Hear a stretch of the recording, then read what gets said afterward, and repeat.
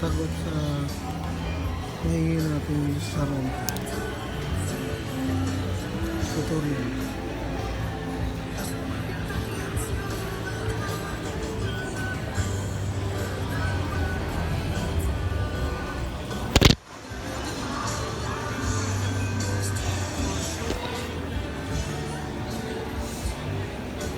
Papakulan ng butas yan.